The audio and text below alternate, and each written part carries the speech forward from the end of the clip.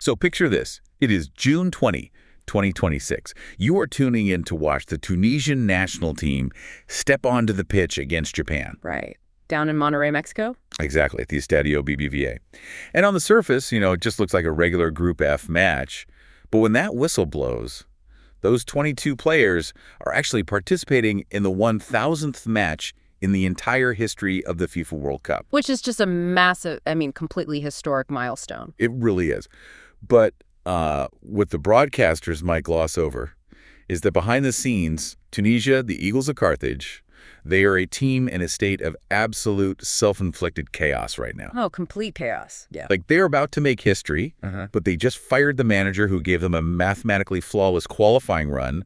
They gutted their veteran roster, and they decided to just, rewrite their entire footballing DNA mere months before the tournament. Just threw the whole playbook out the window. Right.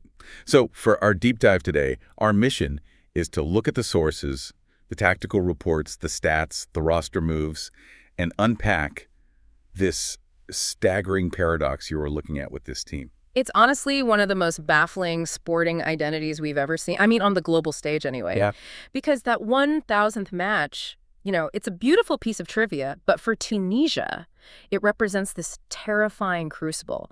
They're trying to undergo a total metamorphosis under the brightest lights imaginable. And the stakes for them specifically are just incredibly high, right? Exactly. Because if you look at their history, Tunisia has been to 6 previous World Cups. You've got 1978, 1998, 2002, 2006, 2018, and 2022. That's a lot of appearances. Right. It's nearly half a century of history. And across all 6 of those appearances, they have never advanced past the group stage. Not once. Wow. Wait, never. Never. They hold this really unfortunate distinction. They are the only African nation with 5 or more appearances to never reach the knockout rounds. Oh, man. That is a heavy burden to carry. But the thing is, with the 2026 format expanding to 48 teams, 8 of the best third-place teams will actually advance. Right. The math completely changes. Yeah. So mathematically, this is the greatest chance they have ever had to break that 48-year curse. But then you look at the whiplash of their recent history, and you have to wonder if they're going to trip over their own feet before they even start. It's a very real possibility. So let's unpack the sheer absurdity of firing a manager who just delivered perfection. Because under their former manager, Sami Trabelsi, their African qualifying run was, it was absurd. It was literally mathematically perfect defensively. Yeah. 10 matches, 9 wins, 1 draw, 28 points, 22 goals scored, and exactly 0 goals conceded. 0. A completely clean sheet for an entire qualifying campaign. I think only Côte d'Ivoire managed that too. So how does a federation look at a manager who builds an impenetrable fortress, and just hand him a pink slip? Well, I think it comes down to the brutal realization that the tools required to survive a marathon are very different from the tools required to win a knife fight. Okay, I like that. Explain that a bit more. So Trabelsi built his success on a highly pragmatic, deeply conservative, low block, 4-5-1 defensive structure. Right, the classic low block. Yeah. And in tactical terms, for anyone unfamiliar, a low block means pulling almost your entire team deep into your own half of the pitch. You are completely conceding possession to the opponent. Just letting them have the ball. Exactly. You shrink the space between your defenders and your midfielders to mere yards.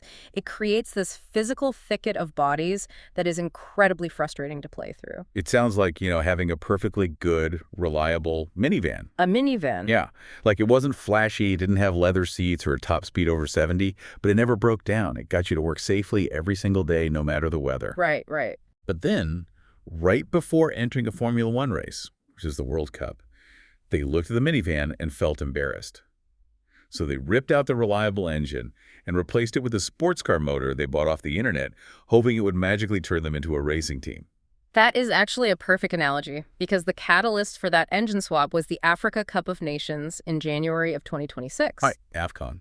Trabelsi took his flawless minivan to AFCON, navigated the group stages, and then faced Mali in the round of 16. And in that match, Mali managed to score early. They put Tunisia down 1-0. And that completely broke the system. It exposed the fatal flaw of the low block. When you train a team for a year to never hold the ball, they forget what to do when they actually need it. They didn't know how to attack. Exactly. Tunisia needed to chase the game, but they had no attacking gears to shift into. The tactical postmortems from that tournament show a team just passing sideways, totally devoid of creative penetration. Yeah, they were eliminated. And the Tunisian Football Federation went into a full-scale panic. They realized that against elite World Cup teams, falling behind meant an automatic, suffocating death. So they fired Trabelsi. Yeah. But, that wasn't just an isolated incident. The managerial carousel they've been riding is absolutely dizzy. It's been a revolving door. It really has. Yeah. Over this single World Cup cycle, Tunisia has cycled through 4 different managers. You have Jalel Kadri in Qatar in 2022, then Montasser Louhichi, then Sami Trabelsi with his flawless defense, and now Sabri Lamouchi, who was just appointed this past January. Just months before stepping onto the pitch in North America. Think about the psychological toll that takes on a player's muscle memory. You spend a year drilling the spacing of a low block until it is second nature. Right. And then a new guy walks in with a completely different philosophy, and you have, exactly 2 international breaks to unlearn everything. The muscle memory aspect is critical here because football at the highest level is played in fractions of a second. If a center back has to consciously think about whether his manager wants him to step forward and press or drop back and cover, he is already too late. The striker is gone. It's over before he even makes the decision. Exactly. So going into a tournament against elite European and Asian teams with a manager who has only had months to implement his vision, it's a massive structural vulnerability. And the crazy thing is, Lamouchi didn't just come in and hand out a new playbook. He brought a sledgehammer to the locker room. He really did. When you look at the 26-man roster he submitted for this summer, it is just a bloodbath of the old guard. He completely purged the squad of its veteran leadership. He left out players who shared 377 collective caps. Which is an insane amount of experience to just discard. Right. We are talking about foundational pillars of Tunisian football. Ferjani Sassi, Yassine Maria, Ali Malou. These are guys who have bled for this crest. He even left Mohammed Ali Ben Ramdan at home. And that omission leaving Ben Ramdan behind that is the clearest signal of Lamouchi's ruthless pragmatism. Because he was their top scorer, right? Yeah, exactly. Ben Ramdan was literally their top scorer during that flawless qualifying run. He scored 4 crucial goals to secure their ticket to North America. But Lamouchi evaluated his profile and determined he simply did not fit the physical profile required for the high-intensity pressing system he wants to play. Man, that is a staggering gamble. It really is. By leaving 377 caps of experience at home, Lamouchi is betting his own career and his nation's hopes entirely on youth and European Academy pedigree. Yeah, because he only kept 6 players from the squad that went to Qatar in 2022. Just 6. Montassar Telbi, Dylan Braun, Hannibal Mejbri, Elias Kiri, Ali Abdi, and Anet Ben Slimane. Everyone else is a fresh face. Though I will say, to his credit, he did fix one glaring issue from 2022. Because in Qatar, Tunisia bizarrely brought 4 goalkeepers. Which is just a waste of a roster spot. Completely. They burned a valuable outfield spot for a guy who was never going to see the pitch. So Lamouchi streamlined it down to 3. Ayman Daman, Sabri Ben Hessen, and Abdelmohib Chamak. A very sensible move. But the real story of this roster is the financial and geographical distribution of talent. The midfield alone accounts for over 40% of the entire squad's market valuation. It sits at around 28 million euros. And that concentration of value tells you exactly how Lamouchi intends to play. He wants an engine room that can process information at Champions League speed. Right. So he is ignoring domestic veterans from the Tunisian leagues in favor of players forged in the tactical furnaces of European football. And a really fascinating addition to that engine room came just this past March, when Lamouchi secured the commitment of Rani Khedira. Yes. This is a phenomenal storyline. So Rani Khedira is a 32-year-old midfielder who spent his entire career in the German Bundesliga. He's currently battling in the trenches for Union Berlin. A very solid, disciplined player. And if that name rings a bell for you, yes. Rani is the younger brother of Sami Khedira, the absolute midfield titan who won the 2014 World Cup playing for Germany. It's quite the family legacy. It is. Rani brings this immediate top-flight tactical discipline to a very young Tunisian squad. But on a trivia level, Rani and Sami Khedira now join the iconic Boateng brothers Jerome for Germany and Kevin Prince for Ghana, as siblings who have played in World Cups representing completely different nations. That's a great little detail. And the acquisition of Khedira was essential, honestly, because the tactical shift Lamouchi is demanding requires absolute midfield stability. Right, because of the new system. Exactly. The analytical models circulating in tactical circles compare Lamouchi's blueprint to the fluid, possession-heavy systems deployed by Luis Enrique at Paris Saint-Germain. Okay, PSG style. Yeah. He is trying to transition Tunisia from a passive 4-5-1 into a highly proactive 4-3-3 high-pressing system. And look, moving from a 4-5-1 low block to a 4-3-3 high press isn't just a formation change, it's a complete inversion of a team psychology. Completely, day and night. So let's break down the mechanics of what this actually looks like on the grass. Under Trabelsi, the fullbacks, guys like Ali Abdi and Jan Valery, were essentially third and fourth center backs. Their job was just to stay home and protect the penalty box. Right. Do not go forward. But under Lamouchi, they are the primary offensive weapons. They are instructed to bomb up the touchlines all the way to the opponent's corner flags, providing the team's width. Which fundamentally changes the role of the wingers. How so? Well, if your fullbacks are hugging the sidelines, your wingers players like Ismail Garbi and Sebastian Tunekti, they can't stay out wide, or they'd literally be tripping over their own teammates. Oh, right. They occupy the same space. Exactly. So instead, they become what are known as inside forwards.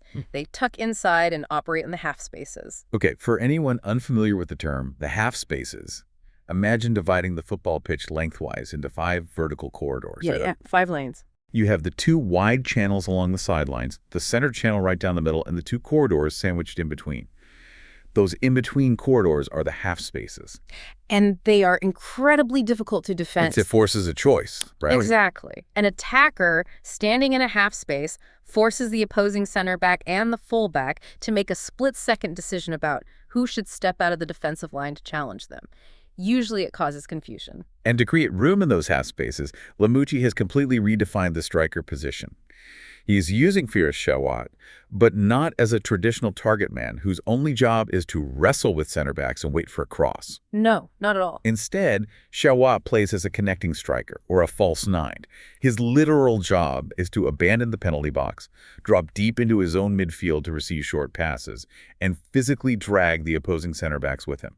Which is brilliant because when the center back follows Shawat out of the defensive line, it leaves a gaping hole behind them. And that gaping hole is exactly where Ismail Garbi and Sebastian Tunekti are meant to sprint into from the half spaces. It is a highly choreographed, dual-phase tactic. In possession, it looks like this synchronized dance designed to pull the opposition out of shape. And out of possession. Out of possession, Lamouchi demands a 4-4-2 mid-block where the young star Hannibal Mejbri pushes all the way up alongside the striker to initiate a high press, actively trying to win the ball back deep in the opponent's half. Okay, I have to step in here and challenge this entirely. Go for it. Looking at the sheer quality of the teams in Group F, Sweden, Japan, the Netherlands-Tunisia is the lowest-ranked team by a significant margin. True. So, trying to implement a fluid, possession-based, high-pressing system against technically superior European and Asian teams feels like, I don't know, tactical hubris. It's risky. Extremely risky. If your center backs are pushed high up the pitch to support a press and you turn the ball over against a team like the Netherlands, you are leaving acres of empty grass behind your defense. Shouldn't they just swallow their pride, bring back the minivan, and play to survive?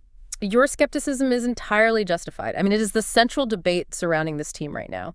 Playing expansive football against superior opposition often leads to spectacular collapses. Right. We've seen it happen to so many underdog teams. Exactly. However, Lamouchi isn't operating blindly here. The tactical data suggests he has engineered a fail-safe plan B, if you will. Okay, what's plan B? When the high press is deemed suicidal, he reverts to a very compact, flat 4-3-3 shape. He achieves this by dropping Hannibal Mejbri deeper or bringing on Mohamed Haj Mahmoud to sit directly alongside Elias Skiri and Rani Khedira. So they basically form a barricade. Precisely. It essentially forms a 3-man defensive wall right in front of the center backs. It sacrifices the aggressive high press in favor of a heavy, low-risk defensive screen that clogs the middle of the pitch. So he has the sports car engine, but he installed the minivan's brakes for emergencies. Okay, that makes me feel a little better. They are going to need those brakes to be working flawlessly, though. Absolutely.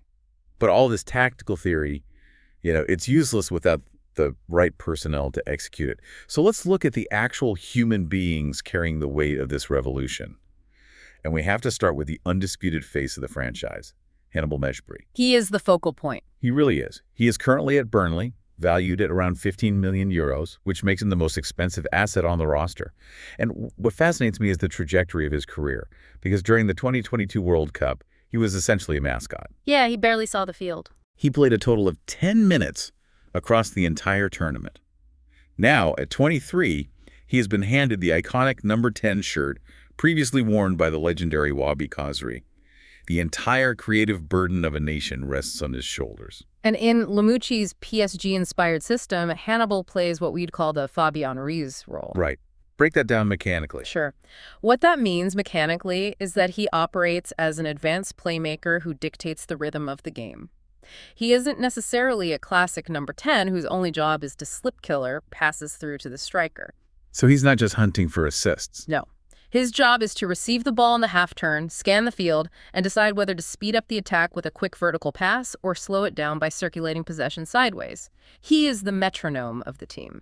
But a metronome can only function if the gears underneath it are turning smoothly. Which brings us to the most vital gear in the machine, Elias Skiri, the captain.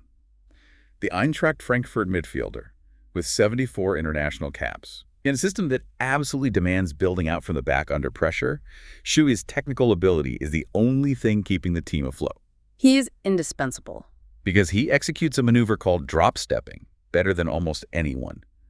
For the uninitiated, drop stepping is this biomechanical technique where a midfielder drops deep toward his own defenders, opens his hips before the ball even arrives, receives the pass on his back foot, and uses his body to shield the ball from an oncoming pressing attacker. It takes immense spatial awareness to pull that off consistently. It does. It allows him to instantly transition the play forward. And honestly, if Skiri has an off day or gets injured, the entire transition from defense to attack completely disintegrates. Skiri protects the defense, and that defense is marshaled by Montassar Talbi. Playing for Lorient in France, Talbi is the absolute bedrock of the backline. And he has a lot on his plate now. Huge amounts. Because Lamucci purged the veterans, Talbi is tasked with organizing a very young defensive unit, likely partnering with 24-year-old Omar Rekik. Right. When you play a high defensive line, the center backs have to communicate flawlessly to trap opposing strikers offside.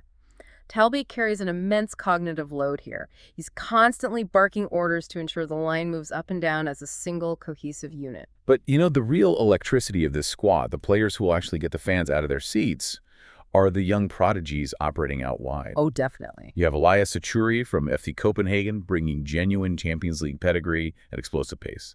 Then there is Ismail Garbi, a 22-year-old who grew up in the PSG Academy system and now plays for Augsburg. Garbi is such an interesting player. His personal story is fascinating. He openly idolized Cristiano Ronaldo growing up. Like, he copied his haircuts, his boots, his mannerisms, and you can see it on the pitch. He possesses that same relentless desire to take defenders on one-on-one. Lamucci trusts him implicitly to exploit those half spaces. We also have to highlight Khalil Ayari and Rayan Alumi. Yeah, let's talk about them. Ayari offers a different flavor of midfield progression. He's very capable of driving the ball through central congestion. And Alumi, he is the ultimate wild card. The 18-year-old Ryan. Yes, an 18-year-old prospect currently with the Vancouver Whitecaps in Major League Soccer. Now, you don't bring an 18-year-old to a World Cup to dictate tempo. Obviously not. You bring him because he possesses raw, terrifying, uncoachable speed.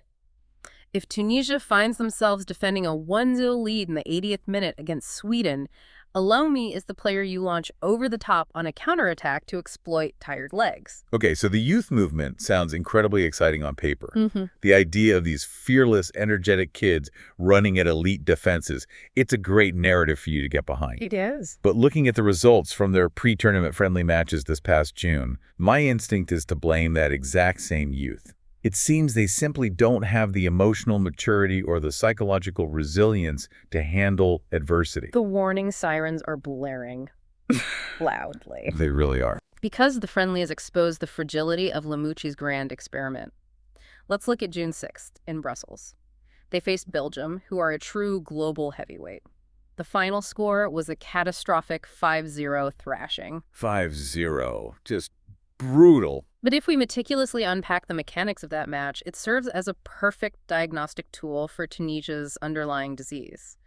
Early in the game, Tunisia's 4-4-2 mid-block was actually somewhat effective. Holding their own. Somewhat. They were down 2-0, but they were largely forcing Belgium to play sideways. The defining moment, the real catalyst for the collapse, came in the 62nd minute. Right. When Ismail Garbi, our Ronaldo fanboy, made a rash, emotionally driven tackle and was sent off with a second yellow card, down to 10 men. Exactly the kind of mistake a 22-year-old makes under pressure.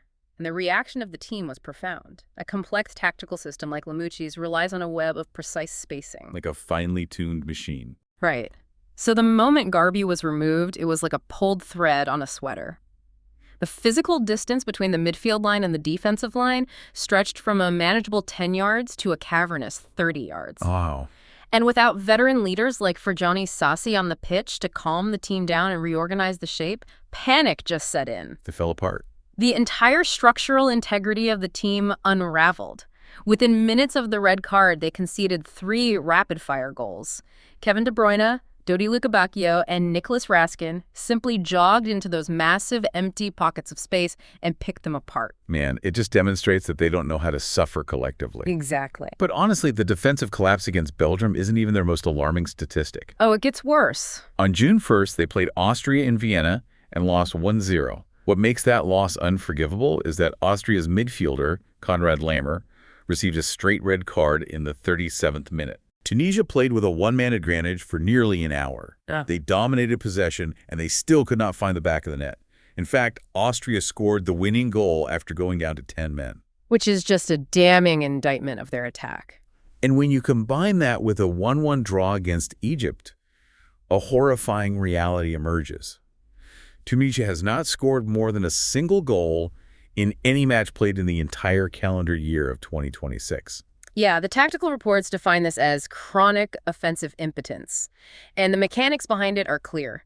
Lamouchi's system relies heavily on fullbacks pushing high to whip crosses into the box and inside forwards cutting centrally to overload the defense. Okay, so the system creates the chances. It creates the buildup.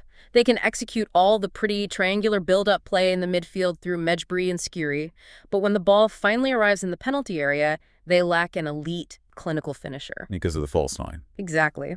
Faris Shawat's role as a false nine inherently pulls him away from the goal, meaning the players arriving to finish the crosses are often the wingers or late-arriving midfielders. They aren't natural strikers. Right. They lack that killer instinct, that pure striker's intuition to arrive at the front post a half second before the defender.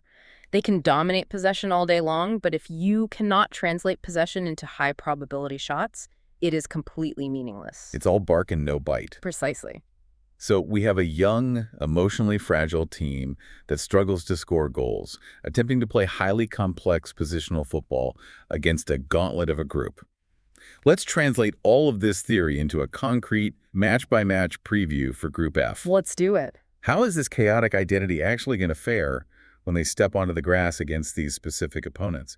Let's start with Match 1, June 14 against Sweden at the Estadio BBVA. So Sweden is managed by Graham Potter, a tactician who loves to challenge conventional structures. He deploys a highly aggressive 3-4-2-1 formation. Okay, a 3-4-2-1. Yes.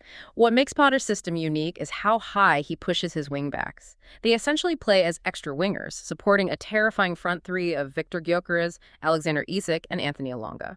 That is a lot of firepower. The sheer physical power and finishing ability of that front line is daunting. But wait, pushing wingbacks that high creates a massive physical vulnerability, right? Mm-hmm. If your wide defenders are spending the whole game in the opponent's penalty box, they are leaving huge, vacant channels of grass behind them. And that is precisely the weakness Lamouchi must target. Against Sweden, Tunisia cannot fall into the trap of trying to outpossess Potter's midfield. They just can't. Right, they'll get shredded. They must deploy the compact 4-4-2 mid-block. The goal is to absorb the initial wave of Swedish attacks, condense the space around Gyökeres and Isak, and wait for a turnover. The absolute second Skiri wins the ball back, he needs to bypass the midfield entirely and launch direct passes into those vacant wide channels. This is where the raw pace of Elias Achuri and the unpredictability of Ismail Garbi become lethal. Just hit them on the counter. Exactly. Let them drag the Swedish center backs out wide into foot races. The betting markets heavily favor Sweden, But tactically, this match is a puzzle Tunisia actually has the specific tools to solve. It requires immense discipline, though. Absorb, then strike. Absolutely. Okay, that brings us to match 2. June 20, which is the historic 1000th World Cup match we talked about, against Japan. This one is tricky. Yeah, Japan is currently ranked 18th in the world, and under manager Hajime Moriyasu, they play a relentless, high-tempo 4-2-3-1. They are globally renowned for their counter-press. Yes, they are. Now, Japan did suffer a significant blow. Their star winger, Koru Mitoma, is missing the tournament due to injury. But they still feature Ayasu Ueda up front, who, he requires only half a chance to score. Stylistically, Japan is a nightmare matchup for Lamucci's philosophy. A counterpress is designed to create physical claustrophobia. Right, they swarm you. The moment Japan loses the ball, they do not retreat. They instantly swarm the player who just recovered it with 2 or 3 bodies, trying to force a turnover while the opposing team is expanding out of your defensive shape. Oh, that's brutal for a possession-based team. If Tunisia attempts their slow, methodical, Luis Enrique-style build-up from the back against Japan, they will be suffocated. Japan will win the ball on the edge of Tunisia's penalty area and punish them instantly, much like Belgium did. So the entire game rests entirely on Elias Skiri's ability to execute that drop step perfectly every single time. Essentially, yes. If he can receive the ball, absorb the physical contact of 2 Japanese midfielders, and retain possession long enough to find a forward pass, he breaks the first line of the press and opens up the field. Skiri is the skeleton key to this match. But even with Skiri playing a flawless game, Tunisia will have to play much faster, more direct football than Lamucci prefers. They can't just knock it around slowly. No. They have to embrace a level of verticality to bypass the Japanese swarm. If they get bogged down in midfield possession, they will be overrun. All right, assuming they survive the physical toll of Japan, they face the final boss of Group F in Match 3. June 25 against the Netherlands at Arrowhead Stadium in Kansas City. The heavy favorites. The Dutch are the heavy group favorites. The implied probability from the betting markets gives the Netherlands a 56% chance to win the entire group. Manager Ronald Koeman plays a highly complex 3-2-5 formation when his team has possession. And a 3-2-5, it's overwhelming. To visualize a 3-2-5, imagine a team pushing both of their fullbacks all the way up the pitch to join the 3 attackers, creating a massive 5-man front line spanning the entire width of the field. 5 attackers all at once. It is designed to stretch the opposing defense to its absolute breaking point. You have players like Cody Gakpo, Ryan Gravenberch, and Virgil van Dijk operating with immense technical superiority. How do you even defend against 5 elite attackers spread across the entire width of the pitch? If you try to press that, they will simply pass the ball around your pressing players like they're training cones. You don't press it. You cannot press it.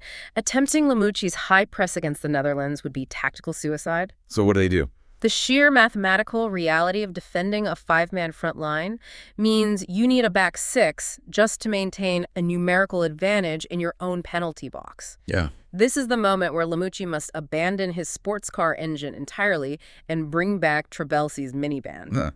So you pull the entire team into your own half, create a defensive singularity, and force the Dutch to try and thread a needle through 10 bodies. Exactly. You deploy the deepest, most conservative 4-5-1 imaginable. You willingly concede 75% of the possession. You focus every ounce of mental energy on maintaining the physical distance between your defenders, ensuring no gaps open up for Gravenberch to slip through. You just weather the storm. You weather the storm, and you pray for a set-piece miracle.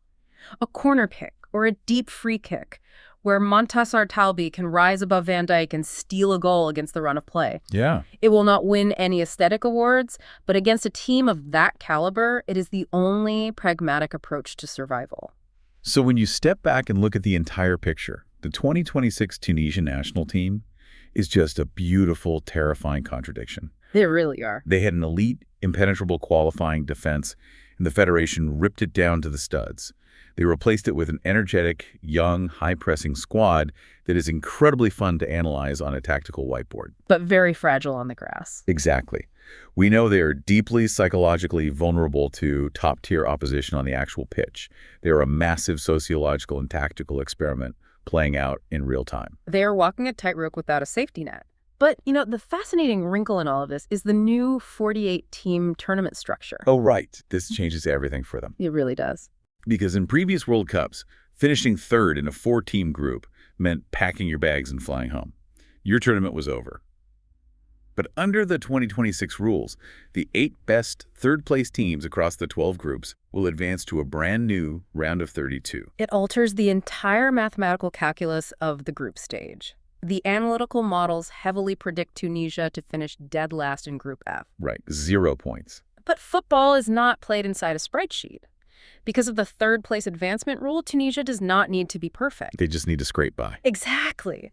If Sabri Lamouchi's chaotic, high-risk tactical revolution can generate just enough unpredictable energy to secure a gritty, counter-attacking draw against Sweden, and perhaps frustrate Japan into a 0-0 stalemate, 3 or 4 total points could very well be enough to secure one of those advancement spots. They just need to be slightly better than the third-place teams in, like, Group C or Group H. Exactly. Which leaves us with a profound philosophical question to ponder as we approach the tournament. Is a complete chaotic tearing up of their own defensive DNA exactly the kind of unexpected madness required to finally break a 48-year curse and push them into the knockout stages for the very first time? Or will abandoning the pragmatic system that got them there prove to be a spectacular self-inflicted undoing? Man, that is the million-dollar question. And I suppose you and I, and everyone listening, will find out the answer on June 20th when they step into the Monterey Heat for match number 1,000. I can't wait. When you watch the Eagles of Carthage this summer, you won't just be watching a football match. You will be watching a team fighting to define who they really are under the most intense pressure imaginable. Keep your eyes on those half spaces, watch how Skiri manages the Japanese press, and see if this wild gamble actually pays off.